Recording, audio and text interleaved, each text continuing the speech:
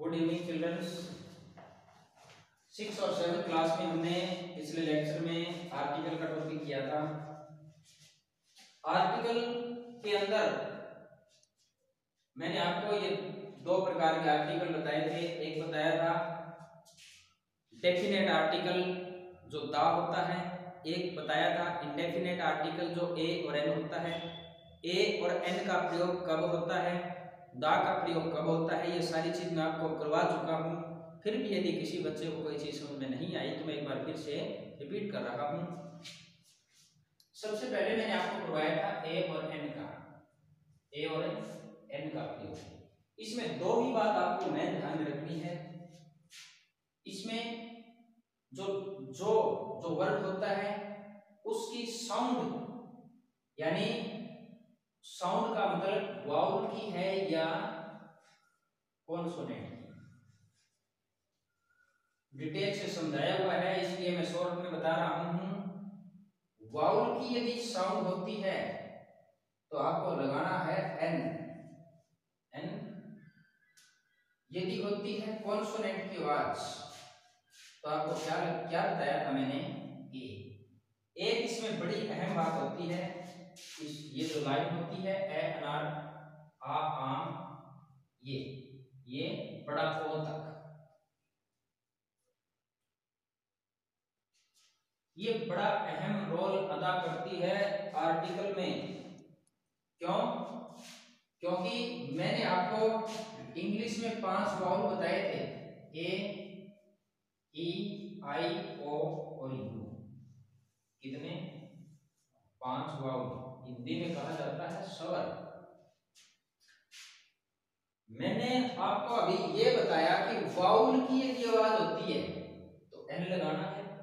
Vowel की आवाज कब आती है? जब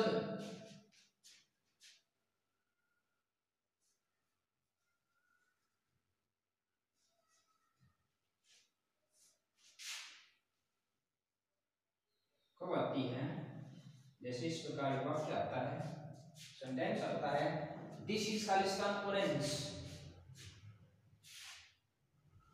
तो यहां पर जो वर्ड दिया हुआ है इसका पहला अक्षर हिंदी में इसको लिखेंगे ओ। इस लाइन में से इसका पहला अक्षर इस लाइन में से यदि आए तो वो आवाज होती है इनकी। इनकी आवाज है तो इसकी है, इसकी आवाज है तो ये लगेगा। एक बार अब क्या है, कहने का मतलब ये है कि हमने कंफ्यूज मत हो जाना। आप कहीं ये सोचो सर यहां से यहां तक, यहां तक ऐसे आ गए, लंबी चौड़ी कोई बात नहीं है। एक नंबर पर मैंने ये बताया कि यदि साउंड वाउल की है तो क्या लगता है एन। एक नंबर। 2 नंबर बात याद रखना कि साउंड पहचानी कैसे जाती है। खालिस्तान के बाद में जो वर्ड है हिंदी में लिख कर देखना, इस लाइन में से आए तो वाउल की आवाज होगी, वाउल की आवाज होती है तो एन लगता है। इस प्रकार से करना है। यदि नहीं होती, इनको अलावा छोड़ करके बाकी जो सारे जितने भी है वो व्यंजन की आवाज होती है, कॉन्सोनेंट की व्यंजन की आवाज जब आती है तो ए लगता है। लेकिन एक चीज और मैं बता देता हूँ इसके साथ साथ, आपको पिछले लेक्चर में शायद नहीं बताया होगा। जैसे मान लीजिए मैंने आपको ये कहा था कि ए और एन जिसका मतलब ही एक होता है, यानी एक, इसका मतलब एक होता है तो इसका मतलब ये भी बनता है कि ये जो चीज है खालिस्तान के बाद में ये एक वचन होनी चाहिए।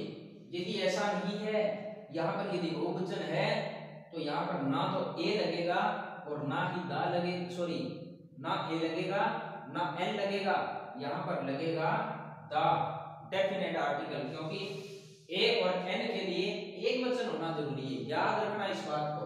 आगे हम करेंगे। उसके बाद दा का मैंने बताया था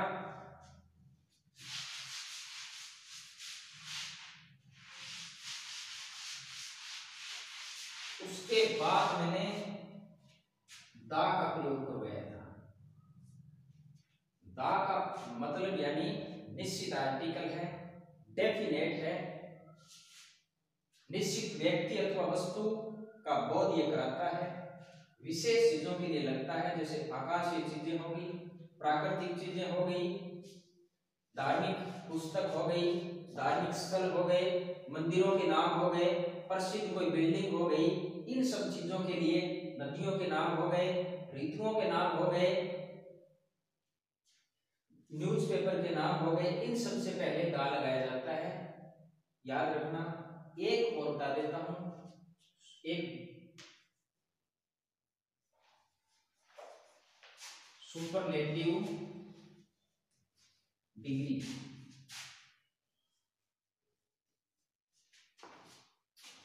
डिग्री होती है 3, फर्स्ट, सेकंड और थर्ड, जिस प्रकार फॉर्म ऑफ वर्ब होती है।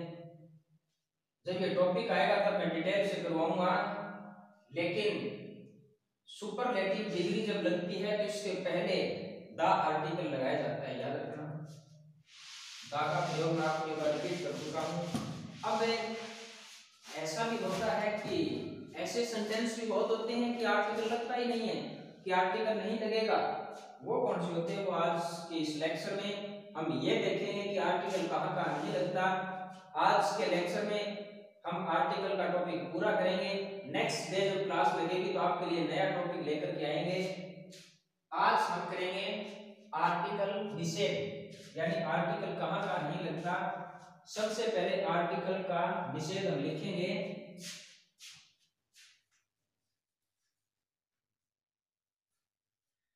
आर्टिकल का निषेध,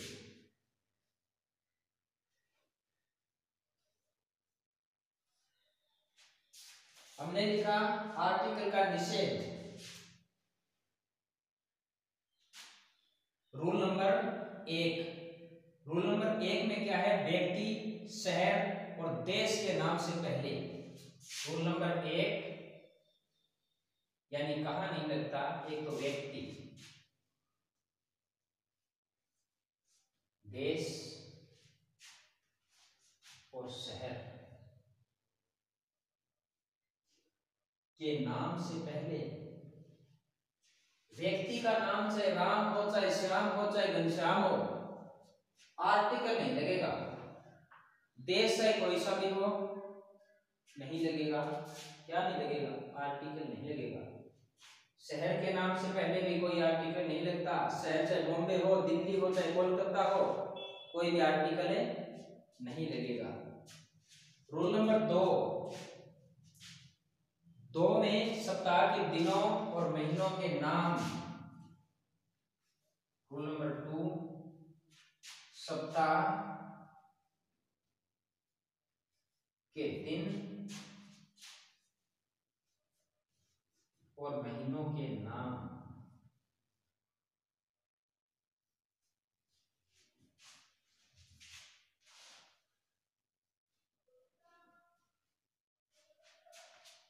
सप्ताह का मतलब संडे, मंडे, ट्यूसडे कुछ भी आए, कोई भी आर्टिकल नहीं लगता। इसी प्रकार जनवरी से लेकर दिसंबर तक कुछ भी किसी भी महीने का नाम आए नहीं लगता। उसके बाद रूल नंबर 3 में, रूल नंबर 3 खेलों के नाम।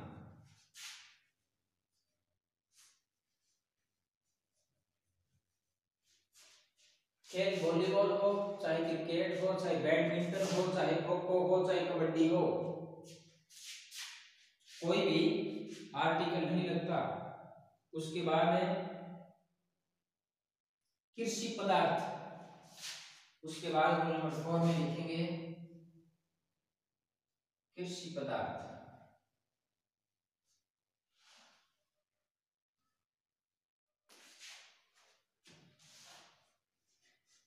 सभी बच्चे ग्रामीण आंचल से बिलोंग करते हैं, मेरा ये मानना है। जो भी तो कृषि पदार्थ यानी खेती से जो उत्पन्न होती है फसलें, वो सभी बच्चे आप समझ पा रहे हैं। चाहे गेहूं, वहीट हो, चाहे सरसों हो, चाहे किसी भी प्रकार की फसल हो, कोई भी आर्टिकल नहीं लगता। व्हीट गेहूं होती है, राइस हो चाहे कॉटन हो। उसके बाद खनिज पदार्थ, इसी कड़ी में एक तो कृषि पदार्थ हो गया, एक होता है खनिज,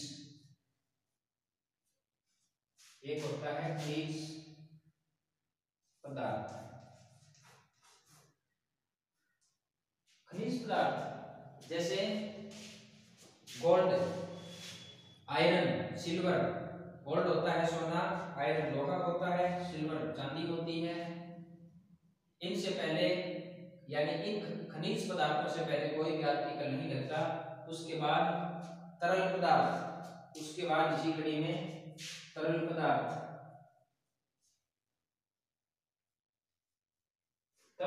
तरल पदार्थ जैसे आपको पता है मिल्क हो गया, किसी प्रकार का कोई ऑयल होता है, वो भी एक लिक्विड होता है। लिक्विड जो होते हैं उनके आगे कोई भी आर्टिकल नहीं लगता।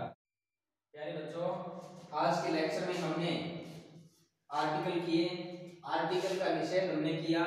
आर्टिकल का रूल नंबर 1 यानी आर्टिकल लगता कहाँ नहीं है, व्यक्ति, व्यक्ति के नाम से पहले कोई आर्टिकल नहीं लगता। ए एंड दा जो हम लगा रहे हैं वो नहीं लगता। देश चाहे कोई सा भी हो नहीं लगता। शहर के नाम से पहले भी कोई आर्टिकल नहीं लगता। सभी बच्चे याद रखेंगे। रूल नंबर 2 मैंने आपको लिखवाया है, सप्ताह के दिन यानी डेज नेम, वीक्स और महीनों के नाम, मंथ्स नेम के से पहले कोई आर्टिकल नहीं लगता। उसके बाद रूल नंबर 3 खेलों के नाम, खेल चाहे कोई सा भी हो, cricket, volleyball, badminton, kho kho, kabaddi, कोई भी आर्टिकल इन खेलों के नाम से पहले नहीं लगता। रूल नंबर 4 है कृषि पदार्थ, जैसे व्हीट होगी, राइस हो गया, यानी इनसे पहले कृषि पदार्थों से पहले कोई आर्टिकल नहीं लगता। खनिज पदार्थ जैसे खनिज पदार्थ जैसे गोल्ड हो गया, सिल्वर हो गया, चांदी, इनसे पहले नहीं लगता। इसमें यहाँ पर है इस प्रकार मिल्क है, नहीं लगता। एक एग्जांपल कृषि पदार्थ का जैसे राइस है, राइस चावल होते हैं, कृषि से उत्पन्न किए जाते हैं, इनसे पहले कोई भी आर्टिकल नहीं लगता। आज के लेक्चर में हम इतना ही करेंगे। उम्मीद करता हूँ सभी बच्चों को